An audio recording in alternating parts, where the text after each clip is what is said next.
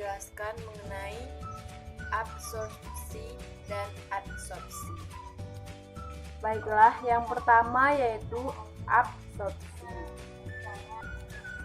Absorpsi adalah proses di mana zat terserap ke dalam suatu cairan ataupun padatan secara keseluruhan dan merupakan suatu proses masuknya zat cair pada zat padat atau zat cair lainnya.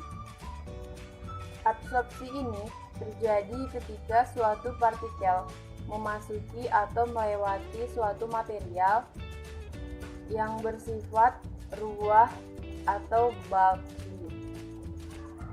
Selama absorpsi, molekul terlarut atau terdifusi sepenuhnya di dalam absorben untuk membentuk suatu larutan. Setelah larut, molekul tidak dapat dipisahkan secara mudah dari absorben. Dan selanjutnya yaitu adsorpsi. Adsorpsi adalah suatu proses yang terjadi ketika suatu fluida, baik cair maupun gas, terikat pada permukaan padat atau adsorben dan pada akhirnya membentuk suatu film atau lapisan tipis pada molekul atau atom. Molekul zat tidak hanya ditahan di permukaan, melainkan masuk, menembus, dan terdistribusi atau tersebar ke seluruh bagian materi, cair atau padat. Absorpsi dan adsorpsi merupakan proses dari sorpsi.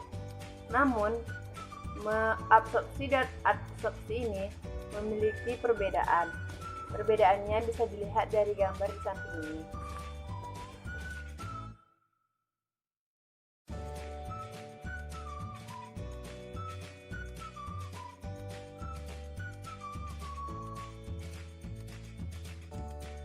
Mengetahui perbedaan dari absorpsi, absorben, dan adsorbat itu bisa dilihat dari ilustrasi gambar seperti ini.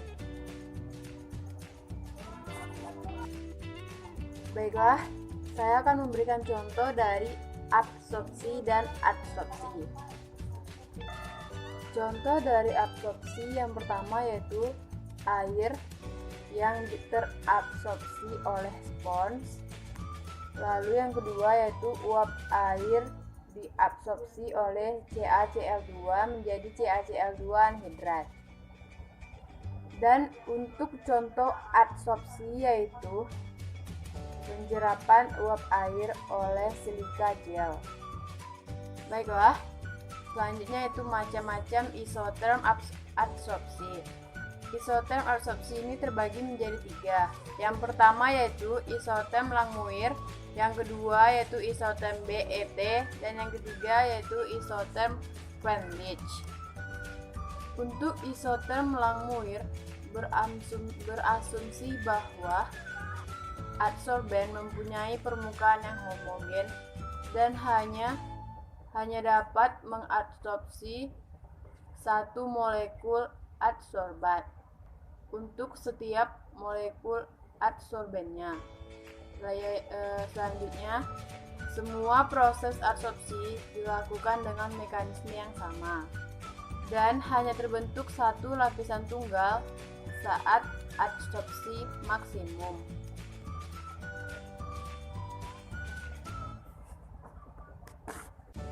Yaitu isoterm BET, Brunauer, Emmet, dan Teller. Isoterm ini berasumsi bahwa adsorben mempunyai permukaan yang homogen. Dan pada isoterm BET ini, mekanisme adsorpsi untuk setiap proses adsorpsi itu berbeda-beda. Mekanisme yang diajukan pada isoterm ini yaitu isoterm Langmuir biasanya lebih baik diterapkan untuk adsorpsi kimia, Sedangkan isoterm bed ini akan lebih baik bila diterapkan untuk adsorpsi fisik. Perbedaan isoterm bed dan Langmuir ini adalah bed berasumsi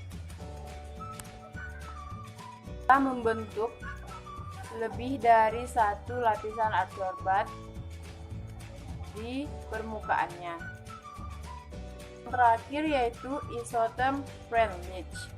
Isotherm Freundlich ini berasumsi bahwa adsorben mempunyai permukaan yang heterogen dan tiap molekul memiliki potensi penyerapan yang berbeda-beda. Persamaan yang paling banyak digunakan saat ini yaitu persamaan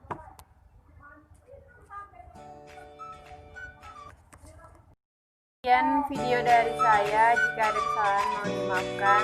Terima kasih.